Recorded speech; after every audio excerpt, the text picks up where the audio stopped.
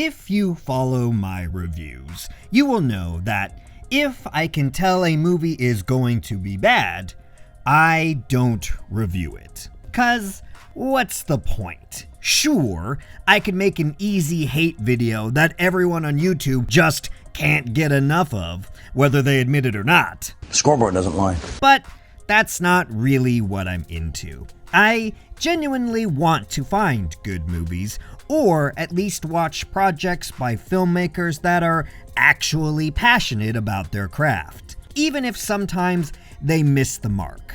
That being said, I do love a good trashy movie, which is a movie that knows it's bad. So, unlike most movies that focus on having things like a cohesive narrative or unique character plots, they instead only care about one thing: entertaining the people. There are movies where you can just turn your brain off and mindlessly devour a bowl of popcorn. They are what I call popcorn trash films. Some of my favorite films are objectively bad movies, but they are great popcorn trash. Because, as I've said a million times, and I will continue to say a billion times more, whether a film is good or bad is objective. Whether you like a film or not is subjective. Meaning, you can have bad movies that you really like, and you can have good movies that you don't really like. All of this bloated exposition to say, when the trailer for The Electric State dropped, I don't think anyone with a full functioning brain thought it was going to be a good movie. I mean, you have eyes, look at this. It was always going to be a bad movie. But the question was, is it good popcorn trash? And after watching it this weekend, I can definitely tell you that The Electric State is just bad. Not only is this film bad, but it also has nothing of value to offer the audience. I mean, it's so bad, people are coming up with money laundering conspiracy theories to justify its existence and over-bloated budget. Which is funny, but never forget, stupidity has no price limit. I'm not even gonna give this one a critic/schmo score because it's all ones and zeros across the board. However, I want to take this opportunity to look at why this film fails at being good popcorn trash, and what makes a bad movie loved by many. And I think one of the most recent and biggest examples of this is the Deadpool Wolverine movie.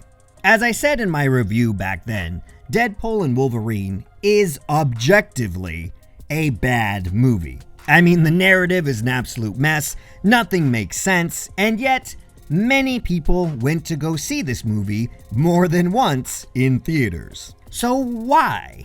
Well, the obvious answer is Deadpool and Wolverine is just entertaining to watch.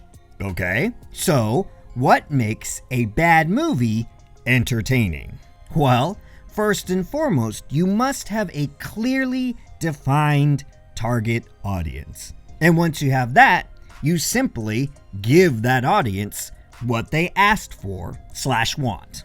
Or, better yet, give them something they didn't know they wanted. Now, obviously, doing step 3 is a bit of a risk, but if you know your target audience well enough, you should be able to get this right. So, let's go through this with the third Deadpool movie. Who is the target audience? Obviously, Deadpool fans, Wolverine fans, and general Marvel fans. Good, easy. Now, what is the one thing Deadpool fans have been begging for since the first Deadpool movie came out? Do a Wolverine crossover where they fight and team up. Let's give the people what they came for. Let's fucking go. Get your spectral sock out, nerds. This gonna get good. Great! Deadpool and Wolverine movie. What else do you want? We want to see a comic book accurate Wolverine costume with the cowl. You got it. What else? We want to see some of our favorite Deadpool variants. You can have all of them. They even went so far as to basically insert extremely famous comic book art cover and make it real. There you go. They gave their target audience everything they had been asking for, and then they gave them more. Things they didn't even know they wanted. Like endless cameos from early superhero movies. And Channing Tatum as Gambit. Love it or hate it, let's be real honest, it was entertaining. Woo, I'm about to make a name for myself here. Another lesser example of a bad movie that is entertaining is 2005's Doom, starring The Rock and Karl Urban. This is unequivocally a bad movie, and yet it still has a cult following to this day. I mean, hell, I'll watch Doom any day of the week. So, why is that? Well, let's go through the steps again. Target audience? Easy. Doom fans and gamers, specifically first-person shooters. Okay, what do Doom fans want? Well, big gun go boom. What else? It's a Doom movie, so it's gotta have gore and violence. Okay, what else you gonna give us? Generic game archetype characters with gamer ID names. Handle ID, Code. Handle ID, Reaper. Handle ID, The Kid. The kid? Great! How about a 6-minute long scene of a first-person shooter POV? Awesome! What else? How about a WWE SmackDown fight between two superhumans? What? What does that have to do with Doom? Nothing. Why? Why would you do all that? Because it's cool. Again, you don't have to be a good movie if you know how to be entertaining. Now, let's take a look at The Electric State. Who is the target audience? Unknown. The general public? That's not a well-defined target. As I was watching this film, I at one point thought it was for children because of the simple juvenileness of it, but then it gets a little dark for children at times. So, the reality is they had no target audience. It was a movie made for everyone. So, it's also a movie made for no one, which is why nobody liked it. Did it give us something anyone asked for? No. Nobody asked for another 90s/80s nostalgia bait movie. Nobody asked for another generic robot fighting movie. And nobody asked for another Chris Pratt movie where Chris Pratt is himself.